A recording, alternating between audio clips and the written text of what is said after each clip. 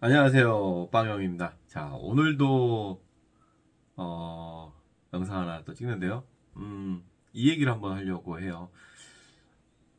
이번에 올라온 영상이 제가 이제 10년차 SN 개발자의 SI 프로젝트의 고민이라고 해서 프로젝트를 들어갔는데 아무것도 없어. 그래서 기존에는 프레임워크가 있고 거기에 뭐 사람들도 많이 있었겠죠. 거기에 내가 들어가서 특정한 업무를 개발만 하면 돼. 그러니까 이미 프레임워크가 다 갖춰져 있는 상태에서 나는 그냥 뭐 책에서 배운 내용, 뭐 자바 문법 알고 하면은 업무 딱 들어오면 데이터 넘어왔을 때 뭐 배열이든 뭐 맵이든 뭐 컬렉션들 처리를 하고 분기물을 쓰든 뭘 하든 뭐 해서 지지고복구해서 써서 쿼리 조회를 해서 데이터 처리를 하고 그 결과만 화면에 바인딩을 하면 돼. 이것만 하다가 이번에 아무것도 없는 데서 이제 시작을 해야 되는 상황이 온 거야. 개발자 3명이 들어와야 되는데 나만 들어왔어. 앞으로 2명이 더 들어와야 되는데 이제 먼저 뭔가를 만들어야 돼. 이미 6개월짜리 프로젝트인데 이미 2개월이 지났어. 남은 4개월. 그러면 지금까지 했는데 이거 어떻게 해야 되냐? 저는 그랬죠. 만들어야죠. 그러니까 만들 때 어떻게 만들어야 되냐? 이제 이게 또 이제 문제인 건데 그동안 책으로 공부를 했을 때 책은 한계가 있죠. 자, 기본적으로 이러이러한 방법들에 대한 설명이 있는 거예요. 자, 오늘 이제 댓글 포켓몬 고님께서 써준 댓글을 보면은 저도 이런 부분이 궁금했는데 처음부터 공통 설계하고 개발하는 거예요. 그런데 이런 거는 어떤 식으로 공부를 해야 하는 게 좋을까요? 혼자서 책 사고 강의만 본다고 그런 부분들이 채워질까요? 프로젝트 가면 공통이나 프레임, 기본 틀을 짜 놓여져 있어서 직접 처음부터 개발을 시작한 적이 없었습니다. 똑같아요. 대부분의 개발자들이 이런 상황인 거예요. 이런 상황에 딱 들어갔는데 아무것도 없어. 그러니까 이럴 경우에는 그냥 큰 프로젝트 가는 수밖에 없어요. 큰 프로젝트 가면 어차피 제한 입찰에 이제 참여한 업체들이 이런 우리는 어떤 프레임워크를 쓸 거다, 어떤 게 있고 뭐 할 때 우리의 장점을 얘기를 한단 말이야.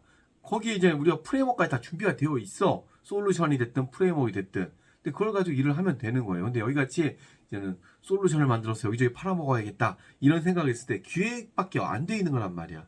그러면 처음부터 만들어야 되는 거야. 이거에 대해서 이제는 업체에서는 개발을 모르는데 이 사람 좀 하더라. 그래, 너 한번 해봐. 몰라. 이 사람은 당연히 10년 차면은 고급이야.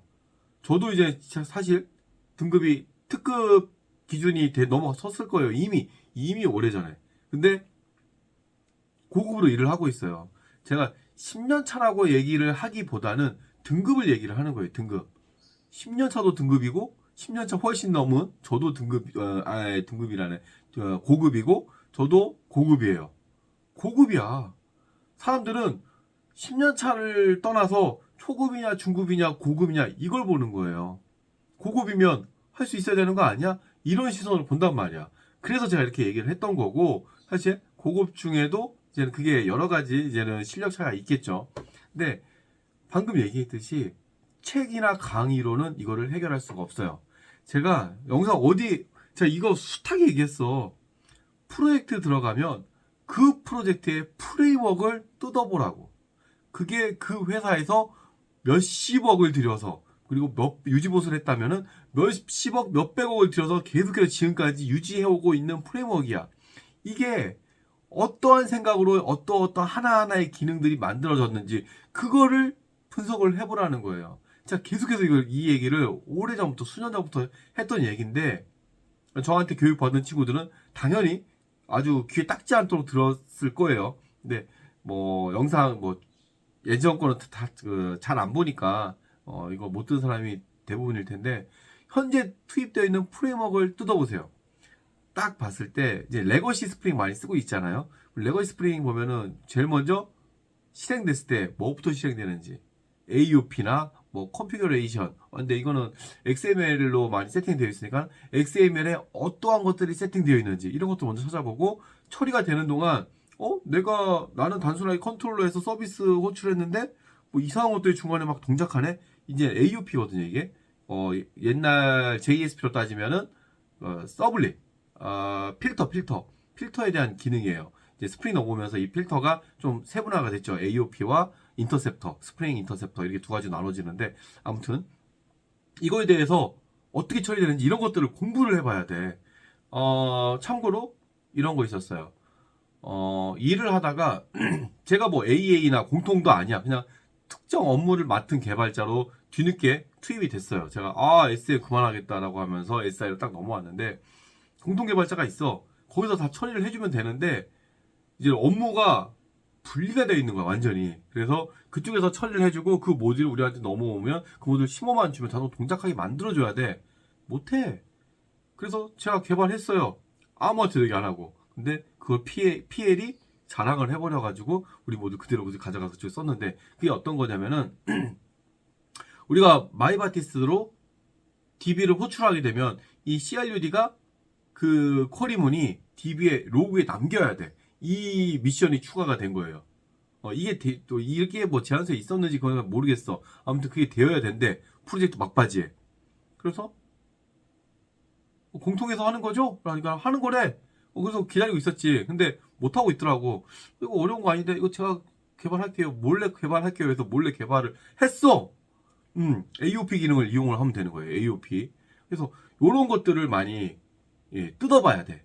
저 같은 경우도 마찬가지예요. 많이 뜯어보고 그냥 뜯어보다 보니까 이제는 그런 것들이 머리에 막 남아 있는 거야. 그래서 어떤 상황을 얘기를 하게 되면은 그 기능을 꽂아 넣어버린다고. 공통이 뭐 아키라고 해서 있는데 공통 담당도 같이 하는 사람인데 결국 못하더라고. 근데 가져와서 잘 처리를 했는데 아무튼 중요한 거는 지금 내가 경험하고 있는 SI 프로젝트의 그 프레임워크를 한번 까보라는 거. 까보면은 까보면서 이러한 기능들도 만드는구나. 저는 프로젝트 들어가면 제일 먼저 보는 게 애노테이션, 에스펙트예요. 에스펙트. AOP 기능을 무엇을 만들었는지, 어떠한 생각으로 이걸 뭐 하는 게 있는지 그거부터 찾아. 제일 먼저 컨피그레이션 하고 그리고 에스펙트 제일 먼저 보는 게 이거예요. 왜냐면은 요즘에는 최근에 연속으로 스프링 부트밖에 안 해봐가지고 XML이 없어. 그래서 자바 파일에 설정 정보를 뒤져보는 수밖에 없어요. 그래서 요 두 개를 제일 먼저 찾아봅니다. 레거시 같은 경우는 설정 파일을 보면 되겠죠. 설정 파일은 web.xml부터 시작을 해야 돼요. 레거시 프로젝트 같은 경우는 web.xml부터 봐서 web.xml에 뭐 스프링 설정 파일이 뭐다라고 명시를 한단 말이야. 그걸 찾아가서 봐야 되는 거죠. 그리고 스프링 부트 같은 경우는 애노테이션에 대해서 알아야 돼요.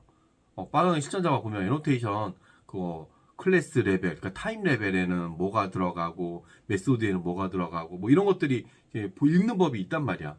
근데 대부분 사람들이 오버라이드, 애노테이션 오버라이드, 이거는 오버라이드 된 거야. 그냥 이렇게만 알고 있는데 이 오버라이드가 어디에 사용되고 있는지 이런 거는 알 수가 있단 말이에요. 애노테이션 읽을 줄만 알면.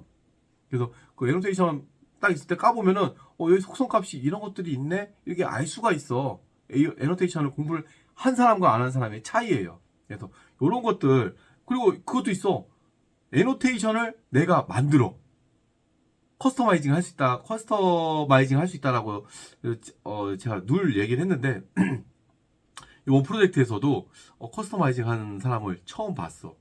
이거 할 수 있는 사람이 그렇게 많지가 않은데 커스터마이징을 하네? 그래서 그거를 만든 사람을 봤어요. 이번 프로젝트에서 처음 봤어. 이거를 할 수 있는 사람은 제가 지금까지 본 적이 한 번도 없는데 한 명을 처음 봤네요. 아무튼 이거를 할 줄 아는 사람이 있단 말이야 하고서 애노테이션을 중간에 공부하는 사람이 이렇게 많지가 않아. 그래서 애노테이션도 기본적으로 볼 줄 알아야 돼요. 그래서 나만의 애노테이션도 만들 수 있어야죠. 무슨 말인지 아시겠어요? 회사 이름이 ABC야. 그러면은 애노테이션 ABC. 그래서 우리 회사만의 애노테이션이야. 요거 있으면은 어떤 처리가 돼. 뭐 이렇게 만들 수도 있는 거예요. 네, 그런 것도 한번 해보시면은 이런 공통 기능 같은 것도 이제 만들 때 큰 도움이 되겠죠. 자, 그러면 앞으로 본인이 어떻게 준비를 해야 될지, 언제까지 책과 인강으로만 공부를 하고 있을 건지 한번 생각을 해볼 만 하겠죠. 자, 본인이 있는 프로젝트의 프레임워크를 까보라는 거.